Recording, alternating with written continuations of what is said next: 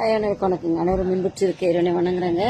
இன்றைக்கு தமிழகத்தில் பல இடத்துல போதைப் பொருள் தடுப்பு விழிப்புணர்வுன்னு சொல்லிட்டு போதைப் பொருள் யூஸ் பண்ணக்கூடாது அப்படின்ற மாதிரி அரசு அலுவலகங்களில் உறுதிமொழிகள் எடுக்கப்பட்டது. பல ப்ரைவேட்லேயும் பண்ணாங்க போல இருக்கு. மாணவர்களுக்கு ஒரு அன்பான வேண்டுகோளுங்க. நீங்கள் சாப்பிட்றதுலேருந்து நீங்கள் செல்ஃபோன்லேருந்து எல்லாம் யூஸ் பண்ண தெரியும். எல்லாம் நல்லது கெட்டது எதுன்னு பார்த்து எல்லாம் பண்ண தெரியுது. ஆனால் இந்த போதைப் பொருளை மட்டும் ஏன் யூஸ் பண்ணணுன்றது உங்களுக்கு எல்லாம் தோணுதுன்னு எனக்கு தெரியல.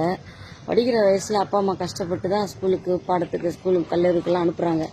அந்த டைமில் நம்ம படிக்கிறத தவிர வேறு எந்த கான்சன்ட்ரேஷனும் இருக்கக்கூடாது. அதனால் அது வாழ்க்கையவே நம்மளுக்கு நிறைய பேருக்கு கஷ்டப்படுத்துது. போதைப் பொருள் மட்டும் இல்லை, இந்த மது மற்றது எல்லாமே தான். அதையும் கொஞ்சம் கொஞ்சமாக ஒழிக்க அரசு நடவடிக்கை எடுக்கணும்.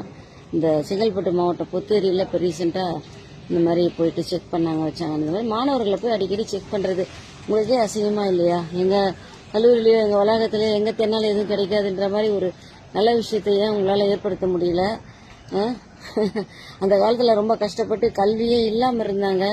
இப்போ எல்லாமே இலவசமாக அரசாங்கம் கொடுத்து இவ்வளோ சலுகைகளை கொடுத்து கல்வியில் மேம்பட்டு வரணும்னு சொல்லி தமிழ்நாடு அரசு ரொம்ப பாடுபடுது. அதை மாணவர்கள் உணர்ந்து தங்களுடைய கல்வி காலத்தை கரெக்டாக படித்து பாஸ் ஆகி வெளியே வரணும். கெட்ட பழத்துக்கு அடிமையாகக்கூடாது. நீங்கள் 4 பேருக்கு உதவியாக இருக்கணுமே தவிர உங்களை தூக்கிட்டு போகிற நிலைமைக்கு நீங்கள் ஆளாகக்கூடாது. ஓகேங்களா?